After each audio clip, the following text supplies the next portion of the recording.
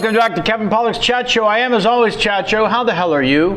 We're so excited you're with us today. It's our last show of 2017, coming to you live from the West Side Comedy Theater, just off 3rd Street Promenade, outside of a urine-soaked alleyway. We couldn't be more proud of our auspices here. Go to westsidecomedy.com and check out their calendar. I think my ride's finally here. That sounded like a riverboat. We've also got riverboat gambling here at the West Side Comedy Theater. Is it just me, or does my camera seem extra further away? I'm sure it's perfect, right? Yes. Luke has done an exceptional job sitting in for Dr. Kenny Chen, who is in the Asia. He's in Japan right now. Japan. He's from Taiwan. He was there for a little bit, but according to his Instagram, which is, if you want to follow Kenny, it's at Tenderbilly. At Tenderbilly. So he's in Japan. Will he be visiting one of the Disneylands in New York? He is not, he told me. I asked him, and he had no plans to. What a jerk. Because, we're his park and ride. His car is parked outside of our house, and I want some Disney merch. Yes, you do. But it seems like a free exchange. Yeah, but he is not. Unless he changed his mind. Those of you at home wondering where Sam Levine is, did we get an update from Sam? Not yet. Not yet. So, should he show up, we'll need a chair for him. We've taken away his chair. We got a text from our very own Sam Levine that apparently a young 23-year-old gal ran a red light and took off the front of his car. He sent us photographs and everything. So he built quite a story. Whether or not it's true, we'll find out eventually. I'll be in contact with his insurance. I wonder what holiday party he got in, but like holiday brunch he got invited to last minute. Yes, that's exactly what happened. You think it's like Judd Apatow or something? Yeah, it's more enjoyable if it's further down the tree. Okay, so it's like Martin Starr. Seth Green. Who our guest works with, I just realized, on a regular basis. Well, yeah, Family Guy. Yep. Also a former guest of the show, Seth Green. So those of you who write to us, we greatly appreciate it. I'm going to read one of your letters. Write to us at kpcsfanmail@gmail.com. What's that? Sure, I will. kpcsfanmail@gmail.com. Thanks for asking. Recent guests you may enjoy: Bryan Cranston, Billy Bob Thornton, Jenna Fisher, Christopher Guest, Lauren Graham, and Ricky Gervais. No big deal. Wow. Upcoming guests in the new year: Pamela Adlon, Louis Anderson. Very excited about those shows. And Greg Kinnear will be our first show back up live January 7th. I forgot that we have Greg Kinnear booked. Yeah, you're very excited about that, remember? Okay. This is a fan mail to Jamie. I really appreciate the podcast, and I'm a recent listener. Kevin really gets great guests. This email is for Jamie. I'm going to take the family to Disneyland, and I have a question to you. Would you pay the $10 each ticket for electronic fast pass and photo downloads? Thanks for any advice. We can only afford to take the kids once a year and want to maximize their fun this weekend. I feel bad because I actually read this email today, and they went already. They went on like the 9th. For the future, though. So for the future, absolutely. Like, I fortunately pay too much for my annual pass that I get these for free, these perks, but it's definitely worth it. They have a thing called Max Pass now, which if you pay $10 extra a day, you can book all your fast passes through a mobile app on your phone, so you don't have to physically walk to each fast pass kiosk and get a paper ticket. You may still do that if you're cheap and you don't want to pay this extra fee. That is still an option, but right. It's a lot less walking. And yeah, absolutely. If you're only going to go one day a year, of course, I would absolutely do it. And the free photo pass is great too, because you can, which is also something I do, because you can get free digital downloads of every photo that they take, that their photo pass people take of you, and their cameras are just amazing, and they'll make you look a lot. Jennifer was talking about that soft glow. They got some good lighting on those cameras. They'll make you look sweet ass soft glow. Yeah, you're going to look way better on that PhotoPass camera than you're going to look on your iPhone. Excellent.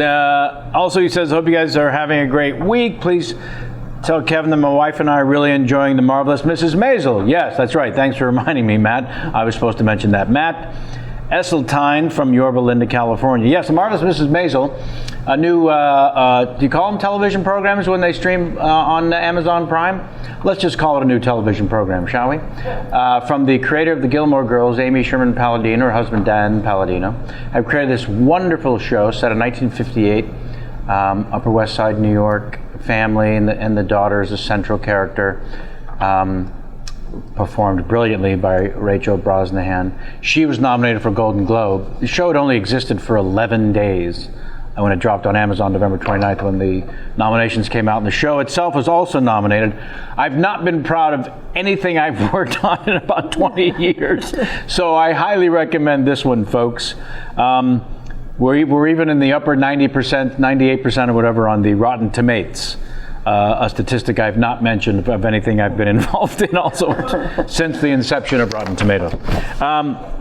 The only other missive I have, one of our regulars, Dean from Winterpeg. Just want to say happy holidays to the folks on the chat show. Thank you, everyone, for continuing to do a great job continuously throughout the year, certainly of 2017. You guys do not, all caps, suck. Thank you, Dean. Message to Kevin Pollock with no C. Please give an update on former greatest intern ever, Brian, and his recovery. Please and thank you, Dean from Winterpeg. Yes. While we have Luke, the world's greatest intern, sitting in for evil Dr. Kenny Chen today, we had Brian originally, who came and visited us on our last live show. He and his father both came. He's doing quite well. And one wouldn't even known that he was missing the lower half of one of his legs and foot. It was in this car accident, trying to help someone. Just the worst example of no good deed goes unpunished. But tremendous spirits, on top of the world, the sweetest, most wonderful guy. And thank you, Dean, for asking about him. He's actually doing super, super well. So much love to him and his family in the holidays, as well as you, Dean. Let's get to our guest, shall we? All right, stop yelling. Very excited about this. We've known each other for many, many years. We've done two films together. I believe we can talk about both of them. Sure, why not? And recently I joined her. I think I spoke to you about appearing on an episode of Poker Night in America, where she was also at the table. So we'll talk about that part of her life as well. Please welcome Jennifer Tilly. Can I talk now? Yes, finally. Not easy, right? It was really hard to sit here and not jump in. I was like, Winnipeg. I filmed a movie in Winnipeg. Yeah. And when you were talking about different things, but I pretended I was still in the dressing room, and I'm an actress. I had sense memory. It's like, I'm not here. I'm watching it on the TV. I'm waiting to go on. Aw, that's very sweet. And sorry for that torture. So I am here now. So what movie did you shoot in Winnipeg? The one we did together? Chucky. No, Cult of Chucky. Right. Did we film Hoods in Winnipeg? We filmed that somewhere in Canada. We were in Vancouver. Vancouver. I do so many Canadian movies because I'm Canadian. That's right. So I'm what they call Canadian content. Yes. They film a lot of movies in Canada for United States. So if you ever are looking at a movie and they're in New York, but it seems really, really clean and everyone's very polite, they're probably shooting in Toronto. Toronto, New York. Yeah. York. I love Toronto so much. I almost bought an apartment there. But then all of a sudden my acting career dried up, and I was like, thank God I don't have an apartment in Toronto. It's like, where do I want to play? So now I have an apartment in Las Vegas. Yeah, of course. Yes, where I'm a semi-professional poker player. I don't know about this semi-professional. I like to say I'm semi-pro because there was a show called, I forget what it was called, Pro-Am, Pros and Amateurs, and they would not put me in the amateur section. They put me in the... No, that's wrong. Never mind. Cut that. Can we we'll edit that right out. Sure, of course. Okay, but you know what? My boyfriend is a professional poker player, and I'm really competitive, so that's how I got involved in poker. And then I found out I'm a true degenerate. Oh. I just want to say to the kiddies at home, you start out playing 25, 50 cents on the kitchen table, and then you're like, I'm going to move up to the big times. You play like $1, $2 at Norby Walters. Have you played that? Sure, of course. $1, $2. I was so scared. It's a $50 buy-in. My heart was pounding. Yeah. I was like, I hope I can keep up with the big boys. Now all of a sudden you're playing $100,000 buy-in. And, Yes, you are. Yes, and mortgaging your house. So it really is a terrible downward spiral when you think you're a professional poker player. Yeah. I've actually kind of pulled back from the degeneracy of it all, and now I sort of play the occasional poker game in between cranking out Chucky movies. Yes, of course. Yes. Well, you had a new Chucky movie out just this year or last Also year. Chucky, and Yeah. it's out right now on, I don't even know how they release movies anymore, because I also did a movie called Cinderella where I was the evil stepmother, and what they do is it was called A Cinderella Story. They release them on Netflix, and they have this weird rollout, like it used to be in our day. Sure. They have the movie, the independent film, it opens in one theater, and like Idaho, Sure. and then like some really prestigious theater in the Village, and then they start to roll it out slowly. Yeah. Well, now they sort of, first of all, you can get it on YouTube, and it's so hard when I go on shows and I'm trying to remember where it goes, and there's something called VOD. Video on demand. There's a DOA, that means it's not doing well. but there's so many, and then there's Netflix, like there's so many platforms, but Yeah. they roll it out slowly. It's true. Yeah, and then, but then Cult of Chucky, I didn't want to say, but it got released pirated, so you can also get it like absolutely free, like for and then Don Mancini, who created the Chucky movies, he started tweeting, "This is terrible. Do not watch the pirated version." And then everyone's like, "There's a pirated version. Why am I waiting for it to come out in the where I'm not the theaters, sure. but in the VOD?" Yeah. So it's really, the piracy is a big problem. Well, I'm petrified. I have boxes and boxes of VHS tapes because I'm a member of the Academy. Sure. I don't know what to do with them. Like, you can't donate them to the good. I guess you have to destroy them, but because they have your watermark on them. And let's say somebody gets one little video of yours and sells it on eBay or makes like 100 copies. All of a sudden, you're kicked out of the Academy. Yeah. So my garage is just filled up with all these like prestigious films. You have to make a bonfire. Yes. I was about to say that. I'm like, she should have a bonfire party. A bonfire. Pretend like I'm a record burner. Yeah. Like, I'm burning We'll burn on Elvis VHS. records. It's 1950s. While you're at it, light up a Right. cross in the front yard. I bet Let the neighbors know who's there. That's probably like pollution. Yes. You'd have to go to a landfill or just take a sledgehammer to all of it. I mean, you really do put them in Arizona with all the ET Atari games. There you go. It seems so. Nice. It seems so mean too, because you want to. I forgot that you're out there, and I can be like, "Oh, hey. So anyway, what do you think I should do?" That's right. I know Jamie's there waiting. She's also the head writer of the show, so she's going to punch up everything we say. And I read what everyone's saying in the chat room. And it's too bad we can't see her because she has the cutest Grinch sweater on. Oh, we can't Christmas see her. Sweater. Oh, you She can? has her own camera. Oh, you have your own camera. Oh, yeah. Okay, my sweater. this is awesome. There's Jamie Cam. This is a professional operation. Yeah, we have a live streaming 4-camera shoot with J-Mac and Mike up in the crow's nest, live editing. Hello. With the lovely TriCaster. I love this. I feel like I'm a part of show business once again. Listen, first of all, I have so many show business questions because we did do 2 movies together, one of which I'm very proud. And I read in the research that you did a Wally Shawn play in the West End?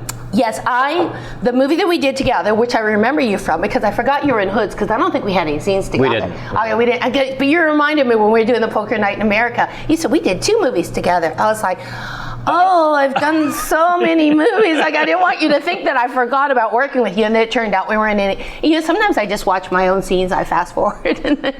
Or I don't see the movie. Yeah, or I don't see the movie. There are so many movies of mine that I haven't seen. Sometimes if I suspect the movie is not good, like, you go into the looping and you're like, oh my God, I really hate the way they edited it. Yeah. And what's that harsh light on my face? Then I don't go see them. I don't see it. I think there's probably about 10% of my movies I haven't seen. Yeah. Like my dad used to always go, Jennifer, I found a movie of yours that you never ever told me about. It was in the $1 bargain bowl, or what's it called? Bargain bin. basket.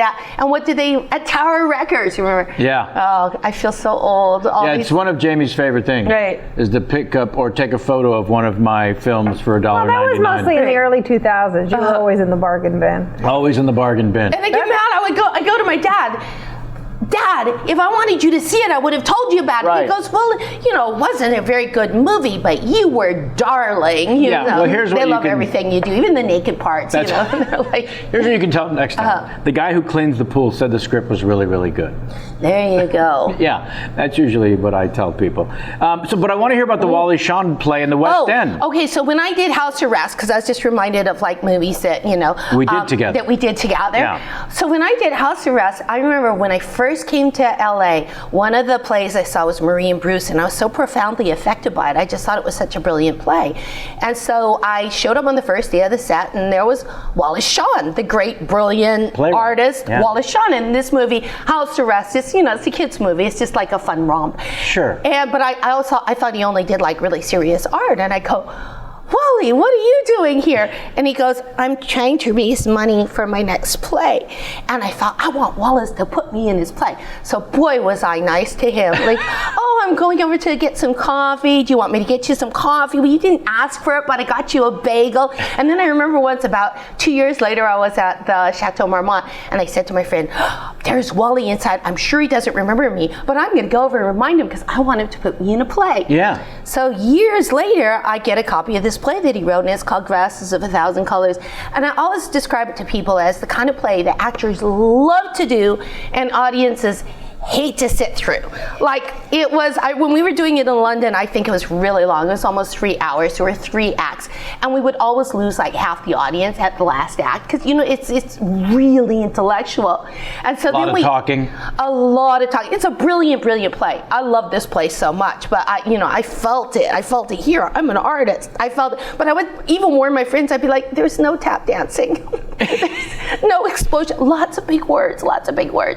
But we did it in New York, and the director was Andre Gregory. Wallace Shawn and Andre Gregory did a movie called My Dinner with Andre. My Dinner with Andre, and it was sort of based on a real story. It's sort of based on Wally's many dinners with Andre. And Andre, if anything, is even more verbose and more intellectual than Wallace. I mean, they're yes. Yeah. So they're like just the perfect duo. So Andre came up to me and goes, you know, we decided to make a few changes when we came to New York. We were at the Joseph Papp Theater.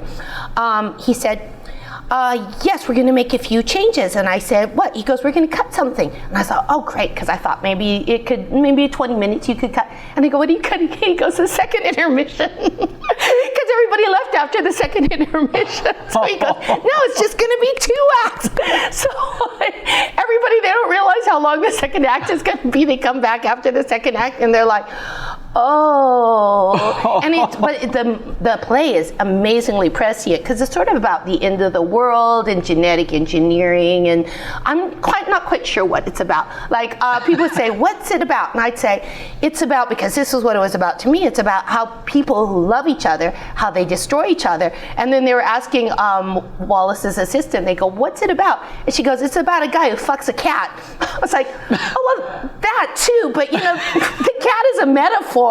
But some people were so offended at the fact that Wallace Shawn has sex with a cat in the play that we got a lot of huffy leavings right in the middle of the first act, like out of my way, and they would all leave very angrily, not like, excuse me.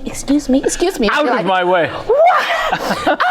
Excuse me, storming out. It was like big leaving. Sure, very dramatic leaving. Yes. Let's not describe the 3-hour play by just saying it's about a guy who fucks a cat. Okay, yeah. But it's a brilliant play, and we were on Critics' Choice in London. We got rave reviews, and in New York we got, who's the guy that writes for the LA Times that everybody have to get the good review from? Well, I know the New York Times. I don't know the New York Times. Frank Rich? No, the other one. Oh, the other one. It starts with a B. Anyway, He loved it. He thought it was the most brilliant play. We wept when we read. We were like, somebody gets it. Well, to get that's the review. It was the review, yes. That every play wants in New York. So now, He's instead of saying there's no tap dancing, I go, it's not for everybody, but we are Critics' Choice on the New York Times. You can't ask for more than that. Yeah, I love this play. I would do it. I mean, who else was in the play? In London it was Miranda Richardson, myself, Andre Gregory was not in it. He directed it. Wallace Shawn. And then in New York, Miranda Richardson couldn't do it, and so we had a Julie Haggerty, who is brilliant. Wow. In a different way, and it was a totally different play. Sure. In London, I even had a different outfit in New York. But it's a really brilliant play. And this is always my dream ever since I was in college. You get the Samuel French, the little thing, and it says who was in the original cast. Yes, You know, the playbill.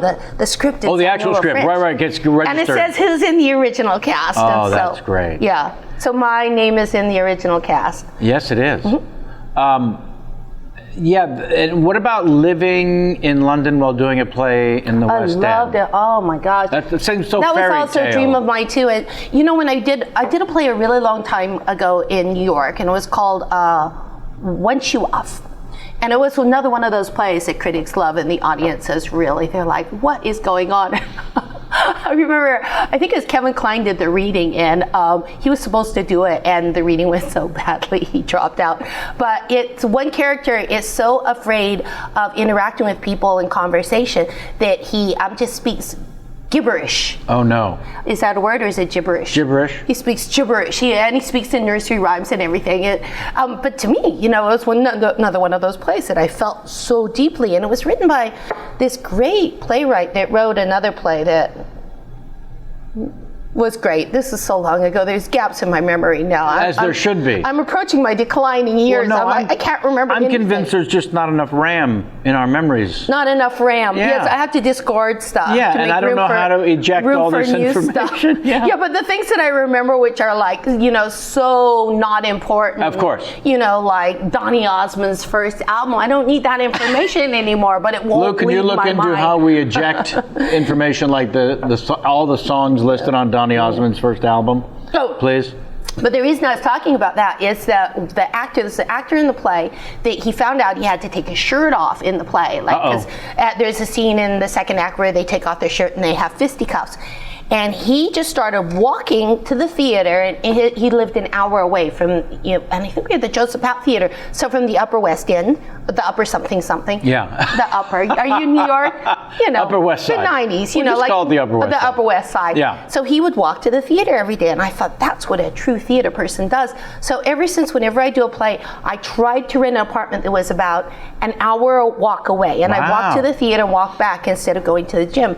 And it's so wonderful to walk on the street. So when I was in London, we were at the Royal Court Theater, and I rented a place in Notting Hill, so I would walk through the park every day. I just leave an hour earlier, and I love that experience of doing theater and then walking to the theater, and you've got your backpack on, and you really feel super artistic. It seems like the ultimate experience. It really is. And I always say, like, in the theater, the audience is another character in the play, because every single night it's different. People say, don't you get bored doing the same thing night after night? But it's never the same thing. Right. It's always different. Right. And also, too, I'm always trying to achieve the perfect performance, and the perfect performance is unachievable. Yeah. So, but it's something to work for, and sometimes you'll get the perfect moment here, and then the other part of the play sort of bulges out of control, because it's always a real delicate balance. So, and then also too, other people are improving, and so now you have to adjust to their improvements, and you get really annoyed, like, oh my God, their improvements are so awful, but my improvements are great. Also, it said this was in 2009. Does that sound about right, that you did this? Yeah, it's quite a long time ago. But the iPhone came out in 2007, so I became concerned instantly for the novelty of, people complain now about phones going off in the theater, but the novelty especially of the iPhone. Yeah, back then it's a status symbol for your phone to go off in the theater. I've got a cell phone. That's right. Chew on that, fellow theater goers. It's really weird. The strange thing I've noticed about phones going off, whoever's phone it is, they freeze. Yes. They pretend it's not their phone. So it'll ring like 12 times, and then it'll stop, and there's a person there like that with like sweat dripping down their brow. Yeah. And then it'll start again. And 7 people around Everybody them starts just looking pointing at because they start to pinpoint where it is. Of course. Yeah. But it's humiliating. I always have my phone on off. That would be my worst nightmare, for my phone to start ringing during a performance, and Patti LuPone to stop the performance and point at you, which she does. Did you read about that guy who jumped up on the stage during a performance because he wanted to plug his phone into charge? It was a theater, and there was an outlet, but it was a fake outlet because it's a stage. So the theater was like an apartment, and right in the middle of the performance, he was like, "I'm losing charge. I don't even know how he did," and he jumped on to the stage with his cell phone and tried to plug it into this fake outlet. But people, the phone etiquette, this is a story that I really love. Lin-Manuel, and this is before Hamilton became all the rage. I mean, it was sort of an off-Broadway. It was before it was on Broadway. Madonna came to see the show, and she wanted to come backstage, and he refused to let her backstage because she was texting through the entire performance. And they go, "Oh, no, I have so much more respect now." They go, "That wasn't Madonna." And he goes, "Are you kidding me? Everybody could see her face lit up from the glow of her phone." And then they were sort of like, "Well, she just checked her phone during the curtain call." And he's like, "No, she was texting during the entire." Some people don't know how to go to the theater, but I love that he's like, because this is before it was a huge success. Right. It would have been very good publicity for Hamilton, like a picture of Lin-Manuel with Madonna. But Lin-Manuel, the most amazing person. And when you go to see a show, if you're even a C-list celebrity, such as myself, they invite you backstage. He's so nice to the people who come. He has his picture taken with people, answers questions, and it was sort of a tradition. I saw that show twice. The first time, just bawling. I thought, wow, this is one of the most brilliant plays I've ever seen. The second time, though, that's when everybody knew. The second time it was like 20 times more than the first time because I had to buy the tickets from a scalper. The most money I ever paid for tickets ever. And the second time was like a religious experience. Before it even started, all the hair on my arm stood up and I started crying. It was just the overture. Wow. I was like, oh my God, what's wrong with me? And the second time was even more amazing. The first time I was a little confused because, I thought it was about George Washington and the slaves, and then they had like all these it was an African-American person playing George Washington, and it's a multi-ethnic cast, like the three sisters, one is Latina, one is Chinese, I think, and one is, your basic white person, but they're sisters, You're a basic white person, by the way. Your basic white person. Has been said. I hope that's not politically correct. No, it's perfect. But yeah, that's what when people say, what are you? I'm half Chinese. And they go, what's the other half? And I go, just like white, like basic white. Yeah. So, but. Not even off-white, just your basic white. Yeah, just basic white. But the second time, people knew they were seeing, and of course, everyone pays so much for their tickets. The first time he came out, when I saw, he comes out and he goes, "I'm Alexander Hamilton," and there's sort of like is that the star? Are we supposed to clap like that? Because how you're supposed to clap the star when they come out. The second time, there was an ovation, like, "Wow!" Yeah. And he just stood there for like 3 minutes and let the adulation die down before he continued. Yeah, that play started in front of 50, 80 people at most in the audience? Didn't it start down in the what is that called, the theater where? I don't know, because the first time I went, my friend knew a publicist or somebody or whatever. She got our tickets for free. She's like, "We're going to go see this show at Hamilton's." I didn't know anything about it. I knew it had started off-Broadway, though. Yeah. That's like Rand also didn't started sort of off-Broadway, out of town or something. What age did you sort of get inspired about being a performer? Okay. Did it hit you pretty young? One of my earliest memories is first of all, I was always really poor all my life. So now I'm super happy. but all my life we were very, very poor. And my mom, I remember when I was little, I have all these memories of people going like, "Oh, what a cute little boy," because my mom would dress me in my brother's hand-me-down. So I just have memories of myself with like little t-shirts with trucks on them. Oh my. And then I remember I wanted Mary Jane's more than anything, but they have the little straps, and my mom would get me these Oxfords, and I called them clunky shoes, and I thought I looked like Frankenstein or Clementine, and I hated my clunky shoes. So I think I was about 3.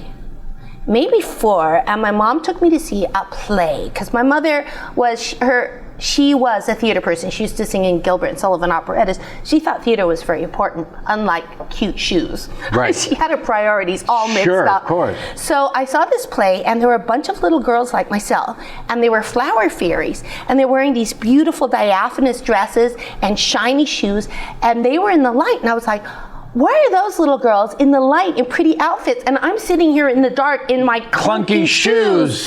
So I knew that was where I wanted to be. Yeah. And that was the first time it formulated in my mind that I wanted to be an actress. And it sort of never left me until I discovered poker. Now I'm like, acting, whatever. It doesn't compare to staying up 3 days in a row and losing hundreds of thousands of dollars. Well, maybe once you get an Oscar nomination. Oh, that's a good segue, yes. Well, you've been there, you've done it all. Well, I just think, it's easy to dismiss when I am a brilliant actress. I think it's been a little overshadowed by my dances with Chucky. And I have myself to blame. I've just made my 4th Chucky movie, and sometimes I get like a little frisson of fear when somebody notable passes away, like Feldman. Right. What's his name? The Gene Wilder. When Gene Wilder passed away, and they're like, Willy Wonka is dead, and I'm like,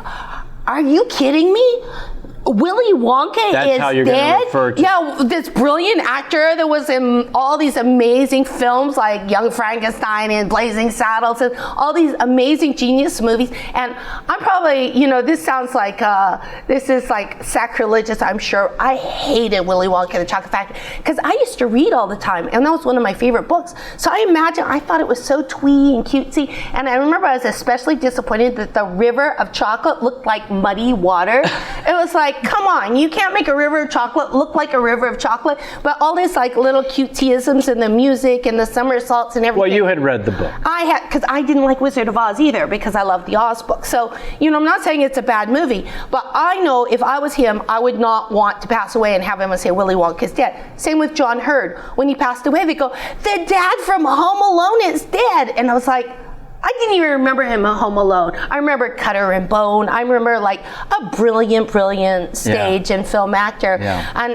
the other day I was like, because I was doing like some hardcore promotion because I'm really good at it. Sure. But the other day I hauled out because I pandered to my audience. I had this giant size Tiffany doll, and I was like dressing her up and putting her in situations, and I pulled her out and I put her in front of the tree, and I had like a little Chucky ornament. I had her hanging the Chucky ornament on the tree, and I said, Tiffany's favorite holiday tradition is to kill people and then sing "It Won't Be Christmas Without You."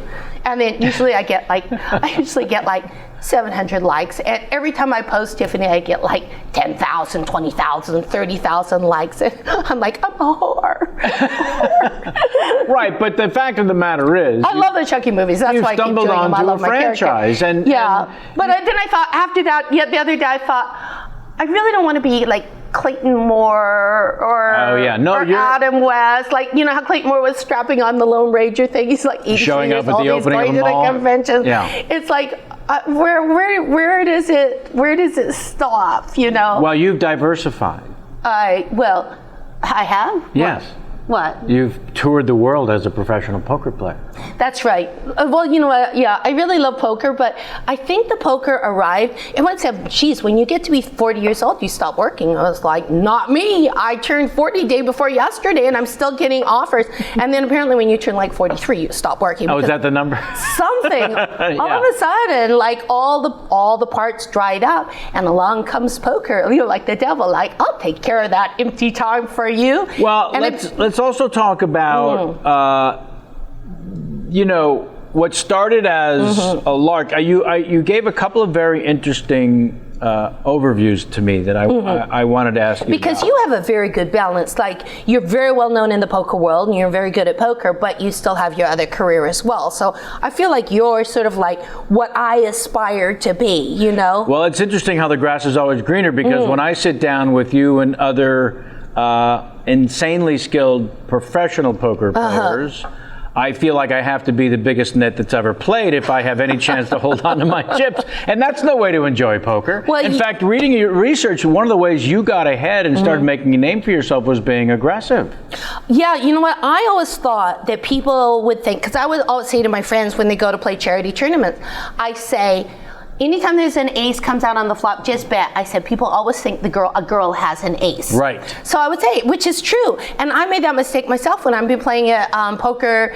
Playing poker sometimes on TV with other girls, and then I would just assume like when they're betting that they have it, and then later on you're looking at the live feed, you're watching it play back, and you're like, oh my God, they were totally bluffing. It's like, how could I fall for like that sexist belief because I am a girl? But then Phil said to me, because I do like a lot of bluffs, but Phil said to me, no, your image is not like, oh, you're a girl and, you're going to play very ABC. He says, you have an image of being very aggressive and bluffing a lot. And it's really important to know what your image is in poker and then try to do something different. Yeah. And especially because I play poker on TV a lot, now I'll watch back. Like I watched the whole live. Did you watch the live stream from the Hawaiian Gardens? I didn't, but I had people tell me about it. You should watch it. It's so much fun. Yeah. It's really fun to watch back because I'm looking for different things. Like I recently was invited to a game, I probably shouldn't say because he dropped out, but I was invited to a game on Poker Central, which was a really big buy-in, and I've stopped playing high stakes poker because I realize when I win,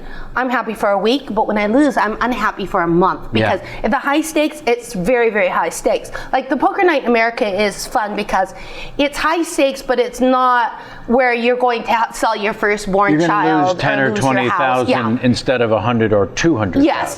It's like painful, but it's like all in. So anyway, I was recently invited to be on this game, and then the person that they built the game around fell out. And to me, when I remember, Jeffrey Ross, he used to play at Norby Walters. Sure. He played on Celebrity Bravo Poker Showdown. Remember that show? Weren't you? I was the host the first season. You were the host on that season, yes. Yeah. That was a great show, and that was I think that's how a lot of people got introduced to poker. I mean, it's very entertaining. It was very high profile, and also Bravo only had 2 shows on, Queer Eye for the Straight Guy and Celebrity Poker Showdown, so they reran both of them 10,000 times. Oh, right, yeah. And it was right after Chris Moneymaker hit in 2003. Yeah. And so it was sort of a whirlwind. Yeah. And people became very enamored of that show, but because it's really kind of like the perfect entertainment, and people could see themselves up there doing it. Right. And the celebrities, they didn't take it so seriously. A lot of times you'll watch Poker Today and people are just staring each other down for a very, very, very long time if you look at the live feed. But in that, Jeffrey Ross said to me, when I went on the show, he said I would just fold my hands so I could think of better jokes. And I always thought that was really interesting. When I play poker on TV, I think of it as a talk show with cards. And so I sort of feel like even if I lose money on it, I feel like if I thought of good jokes or if I was entertaining, that I came out a winner on that. So I sort of see it as like Hollywood Squares, and I'm the center square, or doing Johnny Carson or Sure. I wish I could say Jimmy Kimmel I've been on Jimmy Kimmel. I was like, Johnny Carson, I thought, that's an outdated reference. I went, Jay Leno, I was like, oh, no, he's not. Craig Ferguson, I was Jimmy Fallon. Jimmy Fallon. I haven't never done Jimmy Fallon. But I feel like it's sort of like it's a lot about being entertaining. So that's where you would probably enjoy watching yourself on the live feed because you were incredibly entertaining. Well, because I wasn't playing any hands. Well, you played a lot of hands. You played that first hand. When my ace king got cracked by ace queen. That was painful. But you bellied up to the bar and you got it all back. So that was most of it. But most of it back. Yeah, but it was also after watching that show so many times. That particular player, Baker, is one of the luckier and gets a lot of shit for being lucky. He was very, very lucky on the game that we played. Sure. But he also did. But eventually, I think he got stacked by you and somebody else towards the end. I kind of remember that. Yeah. Well, it's funny. When people win, you just give them a hard time. That's right. And then you feel bad later on when they lose it all. And then you're sort of like, oh, I maybe shouldn't have been so mean in the first half of the show. But that's like the poker. It's a Poker Night in America. It's very rough and tumble, and because cities aren't being moved, when stack goes from one to the it's not like it's going to move around the table a couple of times. That's why it's rare that someone is lucky all night long. Usually that good fortune, because it's a game of skill without question, especially when you get to the level of professionals. They're playing. I've learned that it's position and opponent more than your cards, and some of the best players wouldn't even need to look at their cards. Position is really important, and Antonio Esfandar, you had him on your show last week. He has, you probably want, Okay, but I went to play in a game, and he said to me, Jennifer, you're a really good player, and then when you go on tilt, and he was saying to me, and I've heard this so many times, the position is important, but I just like to play. Like when I'm watching, I'm like, holy cow, I play a lot of hands. Like I think the ideal player would be a cross between you and me. Like I need to play less hands. And I need to play more hands. But I don't think you would have got back to even if you're splashing it around like we all were. People there's a lot of... Well, also though, I think in order to be aggressive, and this is what I would love for you to comment on, in order to be aggressive, you really need to not care about the outcome. And what undermines my ability to be aggressive is that I care too much about the outcome, because I'm looking at these players and I know that they put in their 10,000 hours. Right. They really have. At this level. Right. I've put in 40 years of playing. Right. But I've still not put in my 10,000 hours at that level. But didn't you go like 5 days deep into the World Series of Poker? Yes. Like, Phil and I have never gotten past the second day. And Phil, my boyfriend, Phil Locke, he's a professional poker player. One of the best players in the world. Yeah, and and then you won you were heads up against Vanessa Selbst. For $1 million. Almost won that, which is like, you had her on the rope. So, you have a natural aptitude for poker. You're very good at it. And the way you play it is what Phil would say, plus equity. Like people yell at Phil for they call it a nit. And you know who yells at people for being a nit? The people that are losing money. Because they're like, I can't get the money away from this guy. He's just sitting there, playing correctly. Right. So the people who say like, oh, you're a nit, and hey, why don't you play a hand or two? They're the ones that are usually like bleeding money. Right. So, but that's, but there's also, it's part of the poker culture, and I think that's why there's not a lot of girls in poker, is just to mercilessly harass your opponents and make fun of the way they play. This is what I wanted to ask you about, because there's a great quote of yours coming from a self-proclaimed dysfunctional family when speaking about the difficulty balancing your need to people please with the often ruthless nature of a successful poker player. You said, in poker, when you're doing well, everybody else is pissed off at you. Nobody loves you when you're a great poker player. Sometimes in tournaments, I think, oh, my nickname should be the Dream Crusher. I'll see this young kid who's taking his college tuition to enter a tournament, and then I knock him out, and I feel horrible. You have to get really hard-hearted. Sometimes I'll go easy on some really old guy, and then he just really sticks it to me a half hour later.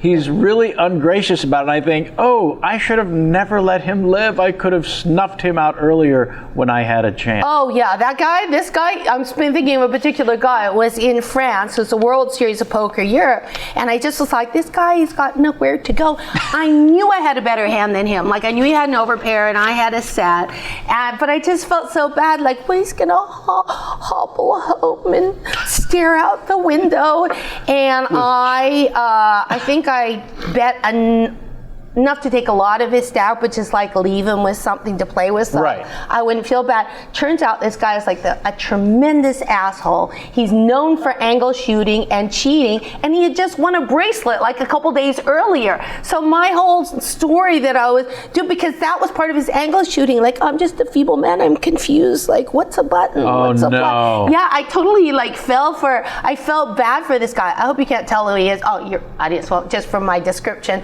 But yeah, and the thing is, what I like about poker, like, I used to be insanely naive, and I would always, because I'm really honest, I believe people when they tell me things. That's right. Actually dated a con man for a short period of time. Like, Wait, what? I dated a con man for a short period of time, and he was gay, and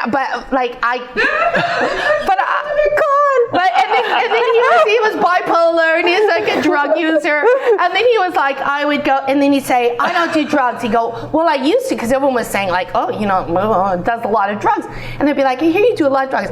He goes, I used to, but I don't anymore. But used to was like day before yesterday. The day before. So then I started to figure out, like, well, he's, I think he still has a drug problem. I don't know. But then we didn't have a lot of sex, but I was like, he can't get it up because of all the drugs he's using. But then, it was just me like wanting love, Sure. And so I was Phil probably won't like to hear this story if he watches the podcast, but yeah, it was just sort of like making sort of excuses for him. Sure. And this, like, why is it okay for me to be dating a gay drug user? It's like, I don't do any drugs at all.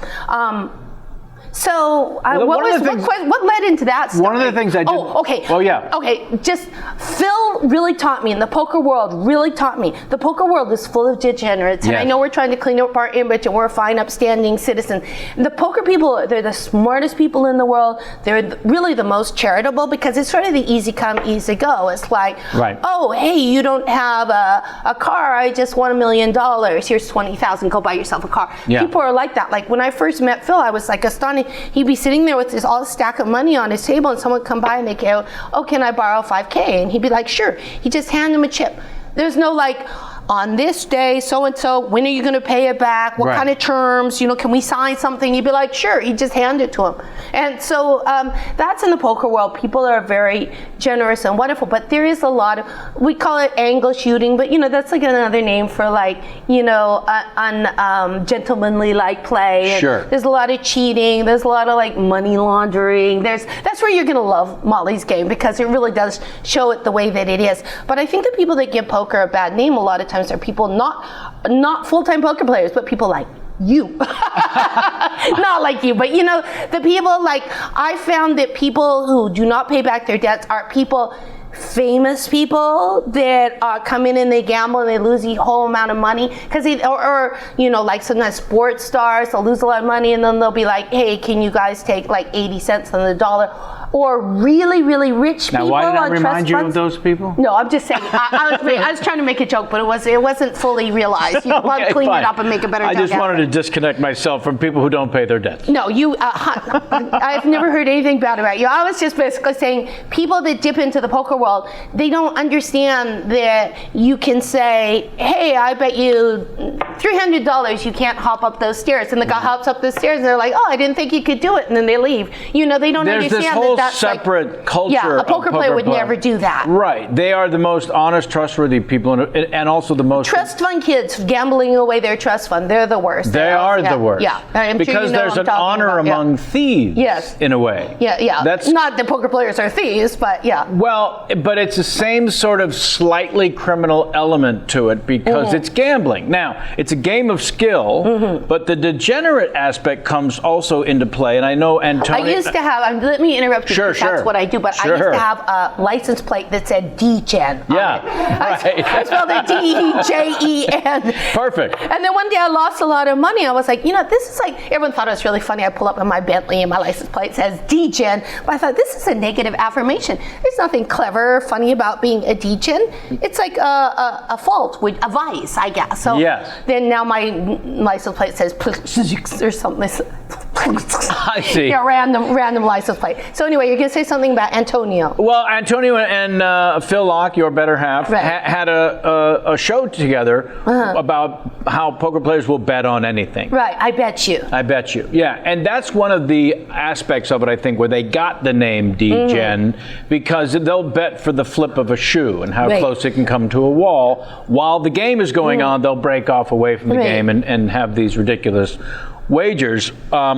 And you'll see some of these high-stakes poker games start with everyone put in 10 grand, let's just play the first. Just run it out. Because they feel like if you're hurt right off the bat, it's going to be a better game. Because everyone's now playing faster and looser because they want to get back to even. Like people feel like the game doesn't get started until the wheels come off. And the wheels come off when somebody has a terrible beat or they lose their entire stack. And that's when it starts to get very gleeful and good. And that's why people play like...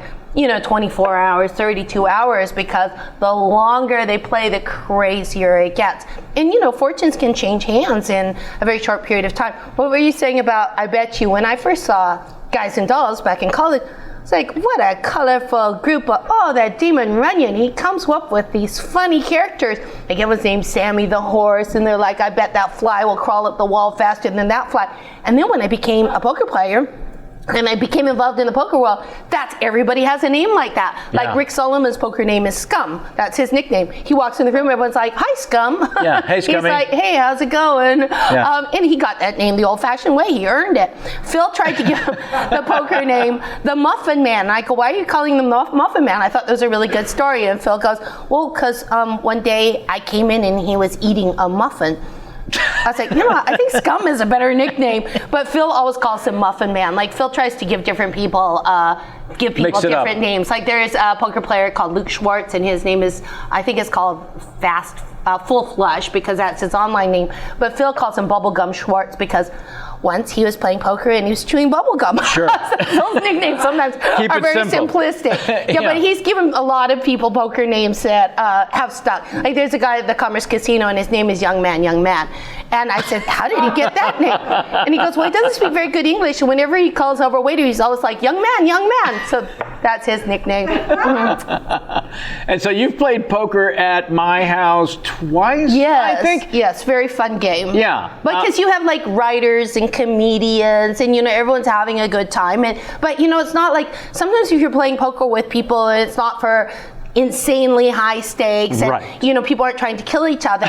The challenge is out, but you have like really good players at your table, and you also have people who play a lot higher, like Jason Kalkanis, and you get a motley crew of people in there, but it's always fun. Yeah. But I mean, I guess my question was... every time you try to say something, I just interrupt and That's okay. I'll give you the rest of the show to try to figure out what nickname Phil would give me. Right. I do want to ask... No, but you were going to say something about me playing at your house, or... Yeah, just whether or not a nickname came to mind. No. For me, okay. Because I just, again, want to separate myself. I can't believe you don't have a poker nickname. I Sometimes can't either. Our nicknames are kind of lame. Most nicknames? Because we have my sister Jill and our friend Dylan King are both very good at giving people obscure nicknames that stick, and it's exactly like that. Right. Like my friend was dating this guy named Ben, and he came in wearing a red belt, and my sister's like, "What's up with red belt? She's still dating red belt?" Yeah. Like, and that was his nickname. Like for life. Yeah, Even for though life. Different times he had different colored belts. Right. But But she's great at that, and so's Dylan. Yeah. But their nickname for you is just, both of them is just KP. And both of them call you Jamal. Yeah, but Jill came up with Jamal for me, and it makes no sense. Nope. Where does Jamal come from? I'm assuming Malcolm Jamal Warner. I don't. My name is Jamie. So I don't know. you haven't asked, like, why are you calling me Jamal? That's not my name. Yeah, but since I was I was about 6 years old, and my sister Jill just started calling me Jamal, and then it stuck. That's and then very I still have Jamal has a pleasant ring to it. Yeah, it does. So I don't know Phil said the nickname that you don't want. Once I was in Ireland, and this degenerate guy stumbled in. He was really drunk, and he started pointing at me. He started yelling, "Chucky, Chucky, Chucky." Phil said, "Don't," and then who's that Irish guy, the Mad Monk? I forget his real name, but that's his nickname. You know everyone by their nickname and not the real name. But he started saying, "That happens to me too because of Dylan." Yeah. We had a mutual friend, and she thought my name was Jamal.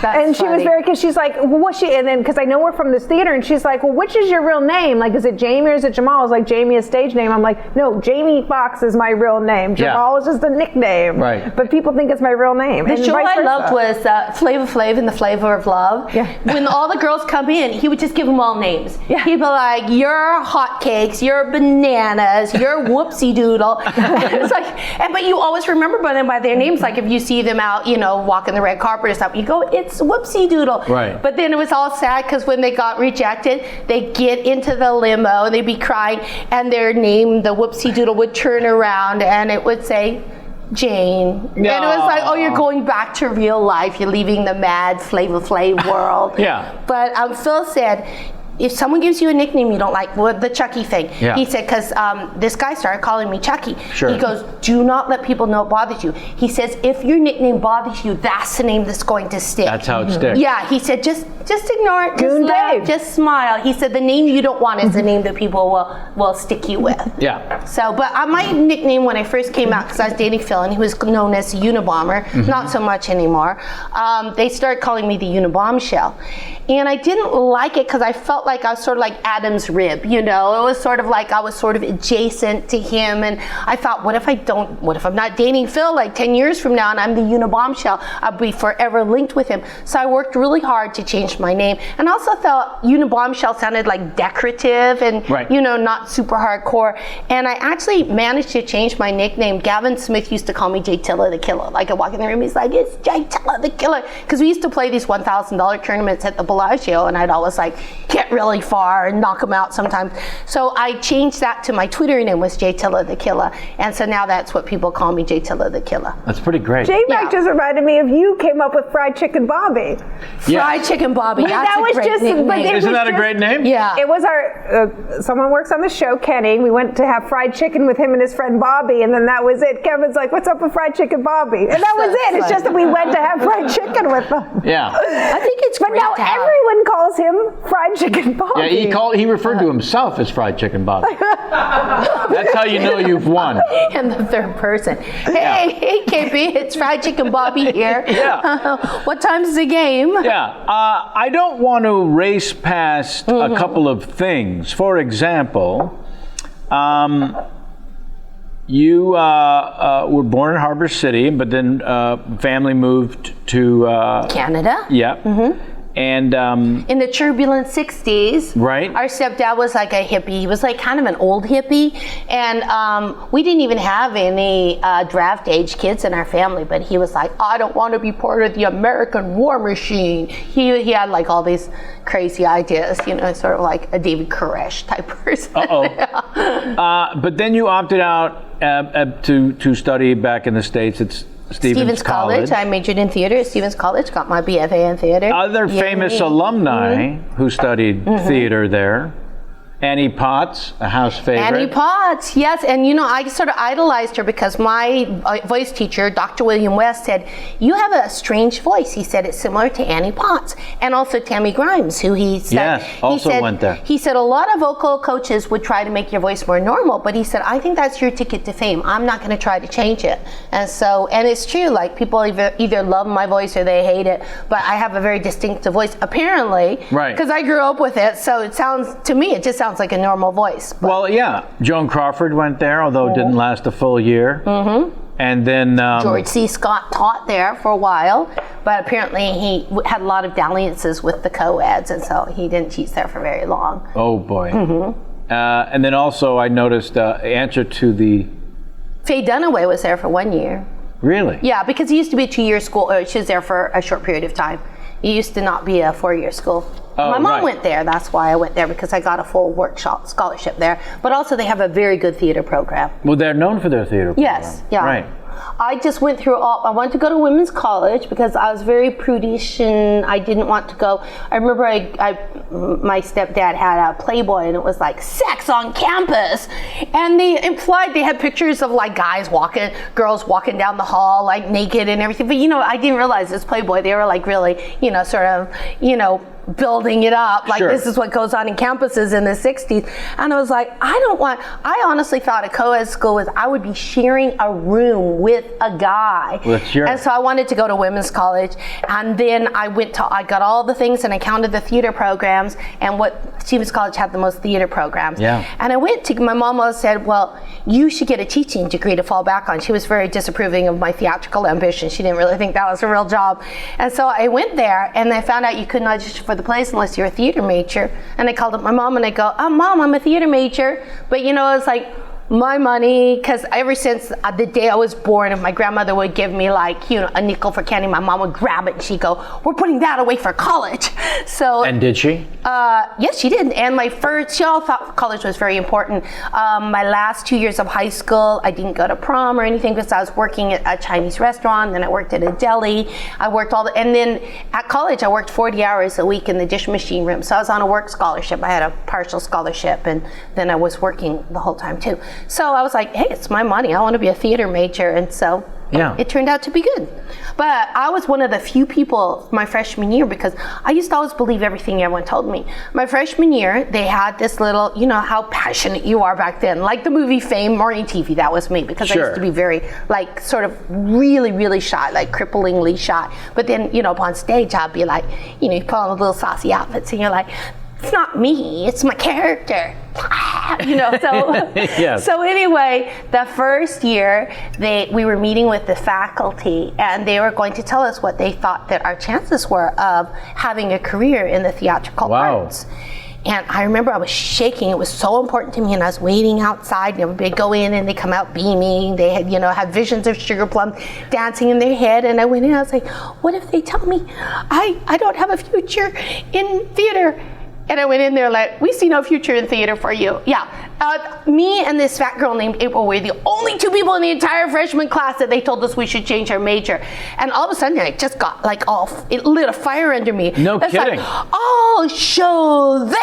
It's like, you can't keep me from majoring in theater. I'm paying my tuition like anybody else. It reminded me of my friend Shanti when she was very young. She grew up in Hawaii. This is what the hippies did, some of them. Her mom was a hippie, and she'd travel around the world, and, you know, she'd play her little guitar and stuff. And Shanti was about 4 years old, and she was in Hawaii, and the mom went out on a boat, and the guy on the boat goes, "You shouldn't be carting that kid all over the country. That's no life for a kid." And she goes, "You're right. Will you take her?" So Shanti grew up with this Hawaiian family. But anyway, oh my God. Anyway, she was. They were all learning to play the ukulele, how Hawaiian people say. And they told her when we had the show on Sunday, don't bother to show up. They kicked her out of the band because her ukulele playing was not up to par. I guess because she was like a little blonde kid. She wasn't a real Hawaiian. Oh yeah. But anyway, she snuck on stage anyway with her ukulele, and they were trying. She was just on the side because she told her dad she was in the show playing her ukulele. She was about 7 or 8. Aww. And then the dad went up to the teacher afterwards and yelled at him. He goes, "Why was my Shanti not in the middle? Why was she off to one side?"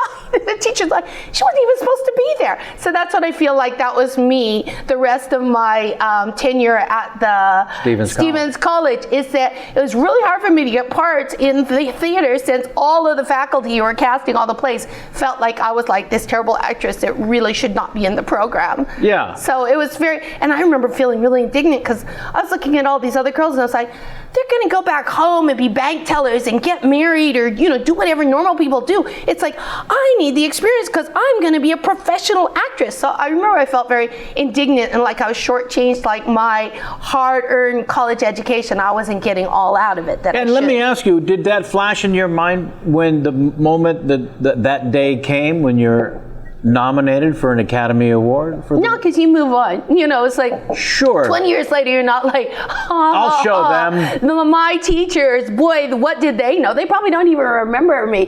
It's like really funny where you go like, I remember when I was growing up, I was really late bloomer. And everybody would go like, you're a pirate's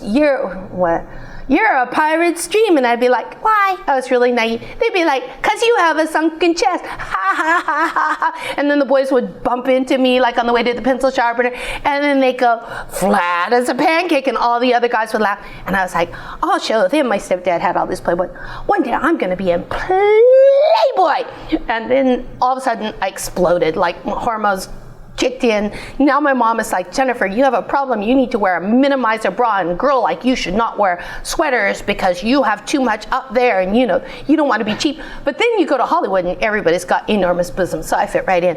But I did get asked to be in Playboy. But then it's like, I did remember thinking like, hey, those kids at the pencil kids sharpener in 6th grade, well, what would they think now if they saw me in Playboy? But then, you know, now I want to be like a serious actress. It's like serious actresses don't do Playboy. It's a really weird thing how you can be totally nude in an independent film, like simulating sex, and it's like art.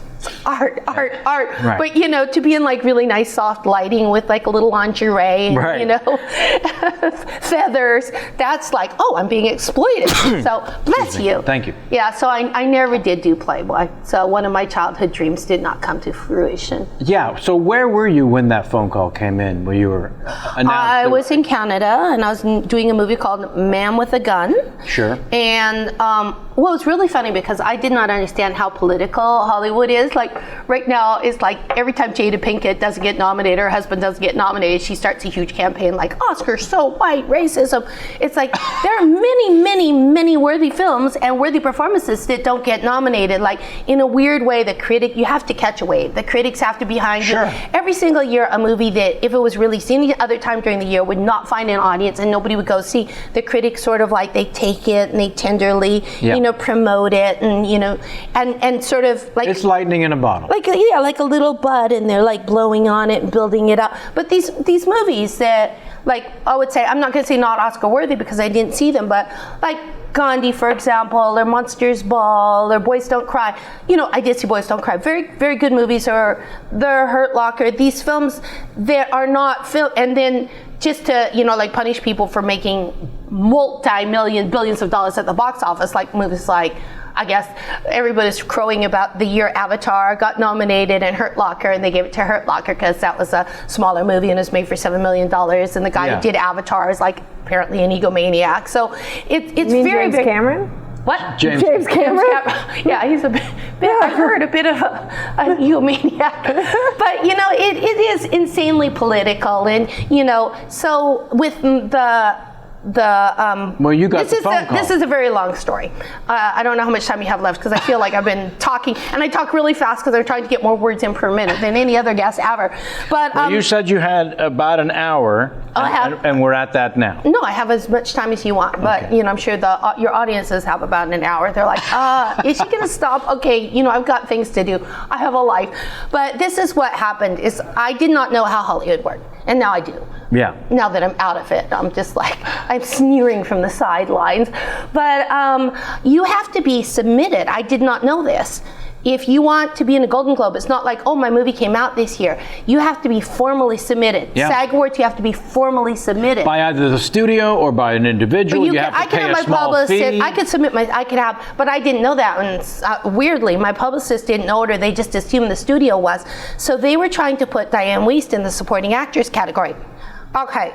She's a leading lady in the film. She's a leading lady in the play within the film. She had like 3 times as much dialogue as me. But this was Miramax bought, and I'm not even gonna get into that because I never auditioned for a single Miramax movie in my entire life. They bought it after it was finished. Right. So I had no Harvey Weinstein interaction whatsoever, and I was never in a Miramax film. And I kind of wondered why I never had a single audition for a Miramax film. But now I'm kind of like, oh, I guess I was lucky. I guess I dodged the bullet there. Yeah. But I did wonder about that, especially after Bullets came out, and everyone wanted to be in the Miramax film set because they are very prestigious, and they also got Oscar nominations. But Harvey really knew how to get nominations. And somebody had said to my publicist, they said to me, you need to call your publicist. They're going to nominate. They're going to push Diane Wiest, but they're not pushing you. Right. And she called them up, and they go, of course we're pushing Jennifer. And she said, they said they're pushing you. And so that was sort of the end of it. So nobody expected me to get nominated because every single award up until then, Diane had won. And I never got nominated. Well, that's part of the political machine, right? So they look at Diane Wiest, and she's in a starring role in the film, but the people who do the submitting think we have a better chance if we put her in the supporting role category. They were very unhappy. This is how I got the nomination, because I'm like a little hustler. I'm like a hungry, scrubby. I always see like, the person that only has 1 pair of shoes and not enough to eat. So I started my own campaign. I used to be very good on talk shows, and Jay Leno loved me, and he called up my agent, my publicist. He goes, does Jennifer, he's always looking for an excuse to have me on the show, does Jennifer want to come on the show to for her Oscar campaign? And I was like, what Oscar campaign? Because there was like cricket, radio silent. And I said, well, I will, but only if he uses the phrase Oscar buzz in the introduction. Brilliant. So I remember I was standing off in the wings, and I heard him say, our next guest has Oscar buzz surrounding her performance. And I remember smirking and thinking, she does now. I went out, I did my thing, and then I bought ads in the Hollywood Reporter and the Variety. And lucky Miramax is so cheap because they only bought black and white ads. And I remember at the time a black and white ad, it was like $300. No, it was, it was less. Right. It was 4 times as much for a color ad. Right. I'm remembering 300, 700, but maybe it was more. I think the color was 1,500. The color was 50. Yeah, because I think it was 500 or something like that. So I had these pictures. I did black and white. Is me in that frothy negligee, and Woody Allen. Some photographer caught Woody Allen laughing at something I was doing. So no, that's wrong. See how you misremember things? I'm laughing merrily, like in the sycophantic way that I do. Like, there you go. Woody, you're so funny. And he's like looking down at the floor like, I'm in hell. But anyway, so that was the picture I used. And then I slapped the Miramax logo in the corner to make it look like Miramax was stumping for me. Great. So nobody was more surprised than me. My publicist wasn't even awake. I was in Canada. And the night before, the little Canadian publicist on this movie I was doing, Man with a Gun, she goes, I cleared off my desk. I made sure both of my lines are working, and I put plenty of paper in the fax machine, so I'm ready for tomorrow. And I go, tomorrow? What's happening tomorrow? And she goes, the Oscar nominations are coming out. And I was like, funny little provincial publicist that you think I'm going to get an Oscar nomination. And then the next day, then I started to have a weird feeling. Like after I hung up, like the hair on my arm started to do a little weird thing. And I was like, should I? Not being nominated for anything else. You know, there's a long, exhausting road of award shows leading up to the Oscar. Yes. So I woke up the next morning and I was watching it live. And when they said my name, I was freaking out. I called my publicist. I called, rang, hung up, called back, rang. She answered the phone. I got nominated for Oscar. She goes, are you sure? Are you sure? I go, you're fired. Yeah. I go, yes. And she goes, did Dick call you? I was with Gutman Associates. She was, and he's the head of the publicity firm because he was there. And I go, yes, he called me. She goes, oh, I guess if he called you, I guess it's true. Oh my God. But anyway, I got so much press. That little Canadian publicist, she had all the local papers come out. She had somebody videotaping me. And because I happened to be on a set, the video, she sent it to Entertainment Tonight and all these things. So I think I got more press than anybody in the supporting category, including Diane Weist. And then Miramax was very unhappy with me because they were very worried I was going to split the vote because now we're in the same category. And you know how that happened. So then they sent Diane on a publicity tour, and you know, she's super not show business. You know, she really doesn't like that kind of thing. She's like a real artist. So I saw her on talk shows like really unhappily, like answering questions about herself, like I'd rather be home baking, or I'd rather be I don't know what baking. Artists do, you know, but I just really, she wasn't reveling it in me. I was like, I got nominated. I've got to go out and buy more sexy outfits. That's right. You know, yes. So, but it was you a very became a darling, and people voted, and you won. No, I did not win. Diane won. To me, here's the thing. I won because I was nominated. You hear this all the time, that being nominated is the victory. And so the reason I say you won is that while other machines were working desperately to get nominations, you took it all upon yourself. Yeah, I did my own campaign. I think it cost me like $1,000 in ads. Right. Yeah. But that's about being proactive in your own life, not just your own career. It's true, because I really do feel like if another actress had done the same performance as me and was not proactive like I was, they probably wouldn't have got nominated. But to me, that's why you won. Yeah, thank you. You made that happen. I feel good about that. You make me feel good about myself. Yeah. Yeah. Well, listen. I honestly and truly, you have two more things to do, and then we'll. Right? Yeah. Mm-hmm. So this next, just thank you, honestly, for spending part of your Sunday with us. Oh my gosh, it's so much fun, and I was very flattered that you asked me to be on your show. I wanted you on for quite a while. And when you were talking about your other guests that you have, I was like, oh, I'm in such august company. Well, listen, it also includes, think of someone, I'm not going to take a shot at someone, they've been on the show. All right, so there's two categories left. We'll do it's time for Kevin's pop quiz. Okay. Since you are a competitor, this will be fun. Between 5 and 15 points possible for each of the 3 questions. All right, is it a speed test? Is it a speed round? Nope. Okay, because I'm good at speed rounds. Oh, I'll speed it up. I can talk really fast. No. Once the final score is tabulated, it will be posted on our website along with the current standing among the top 100. Are you ready? Oh my gosh. Question number 1. I'm so intrigued. Sammy Davis Jr. or Ann B. Davis? Sammy Davis Jr. Of course. Correct. Because The Candyman, which is a song that I sang in Bullets Over Broadway. Hello. Marvelously, I must say. Yeah, which led to the Academy Award nomination. Number 2. Yes. Carl Weathers or The Weather in Carlsbad? I guess I have to say Carl Weathers, because he fought Rocky. You're correct. Yes, I've never been. Is Carlsbad where they have those bats that fly out of the Yes. cave? Okay, I went there with my ex-husband, and this is a little game we did. He was very cute. He probably wouldn't like if I was telling this, game, but I'm sure he's smiling at me wherever we are. He used to say he was fascinated by the fact that they would harvest bat guana and make money. Yes. So sometimes he'd pretend, he'd be like, I'm a little bat. And I go, oh, really, are you? And he says, yes, you can sell my guana for money. That was our, married people have funny games. Sure, so your husband... He was a very cute little bat, and he pretended like I could sell his poop and make some money on the sidelines, like he wasn't making enough money. I see. I think he did all right. Yeah, as I did. recall. Yeah, he did all right. The last question. Ready? Yes. Okay, last question. Keith? No, thank you. That's correct. That is correct. A perfect score. Awesome. That was Wasn't a very Candyman the cryptic song question. that you sang in Fabulous Baker Boys? Who can make the sun Yes. rise? You said Bullets Over Broadway. Twinkle It was Fabulous Baker Boys. Something, something, something, and a something or two. The Candyman can. That's how I sang it. The Candyman can. Jamie, remember that you sang that in the Fabulous Baker Boys. In the Fabulous Baker Boys. Yeah. And then everybody thought I was a terrible singer. I have no idea why. I was just acting. That's right. You were Yes. acting like a terrible singer. Yes. That part was written for you by the writer-director. Yes, it also the was. research show. Yes, it was. I love that very much. And you know who did, oh no, I'm thinking of a different movie. Uh-oh. Never mind, because they That's all okay. jumbled together. My last question, being part of well-known showbiz sisters, how surprised were you when Larry and Andy became Lana and Lily? I was astonished because they were the two of the most macho guys that you ever saw. In fact, Joey Pantoliano, he saw his future. He wanted to become part of the company. He knew they were geniuses.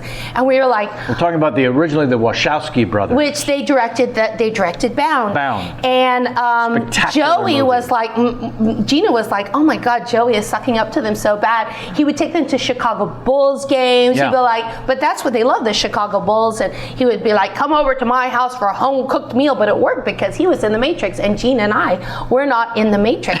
But Larry, when Larry became Lana, he was like really just the most macho of the two of them. He was like sort of more dominant than Andy. Like they directed together, but Larry would always come over and tell us what to do, and Andy was like a little more shy.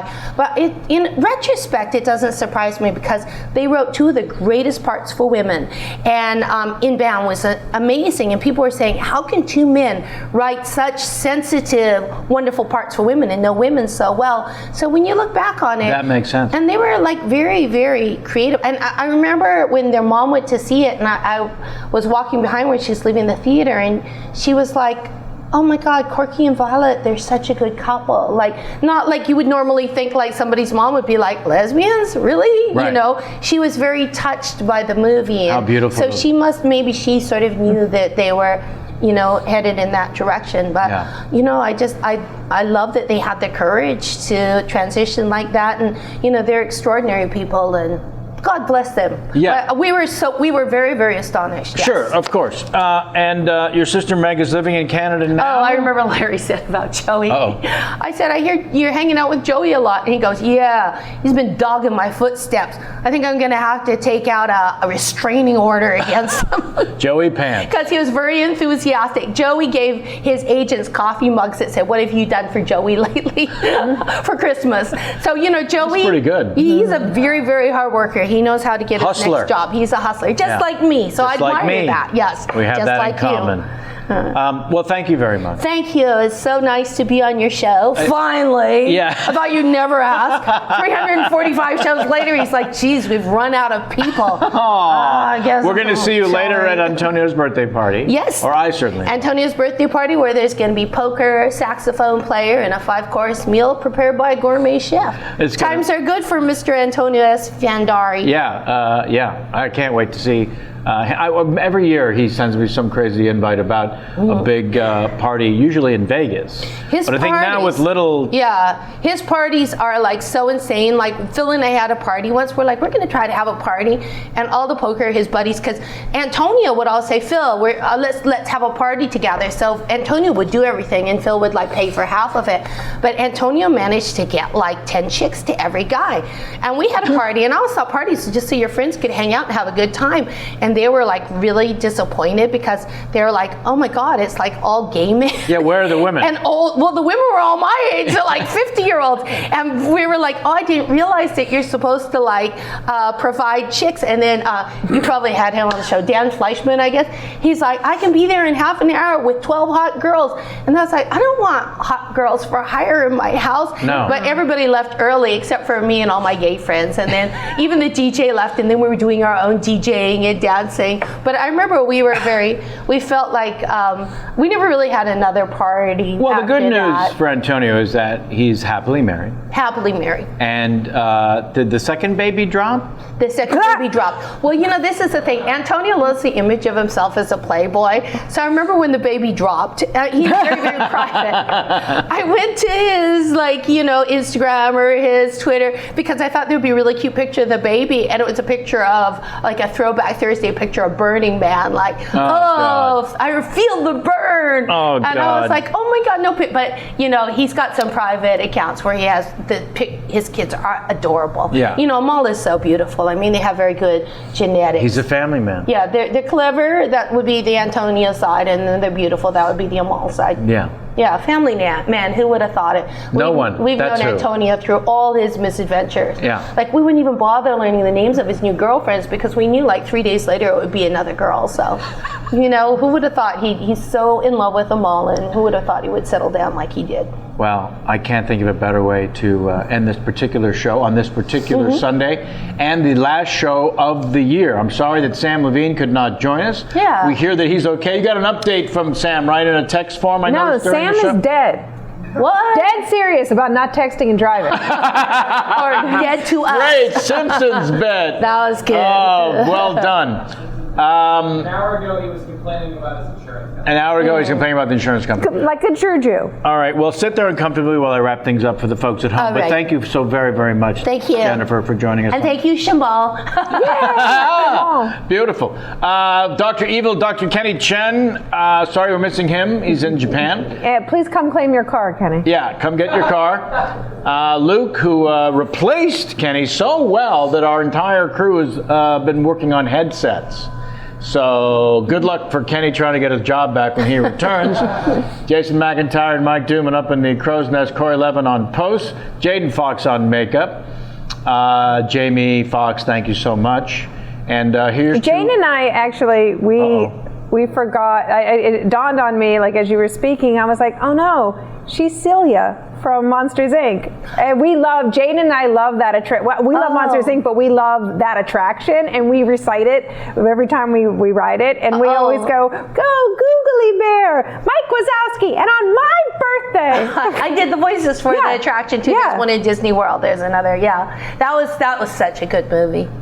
My publicist said, they were like, you don't need to promote. They go, you don't need to publicize that. It's a cartoon. They go, you should be publicizing. I think I was doing the Women on Broadway. Let's focus on that. And then it was like turned out to be like this huge hit. And now you associate Billy Crystal and John Goodman with it, but not necessarily me because my publicist decided it wasn't necessary to promote the cartoon. She was wrong. She was wrong. But it seems to me you did become well known for animation, a little something we like to call Family Guy. Family Guy, yes, I've been doing that for about 19 years. When's that baby gonna drop? Yeah, I know. I did that in 1999. Nobody is more surprised than me when they called up and they were like, "Oh, we need you to record Family Guy next Friday." And I was like, "Didn't that get canceled 3 years ago?"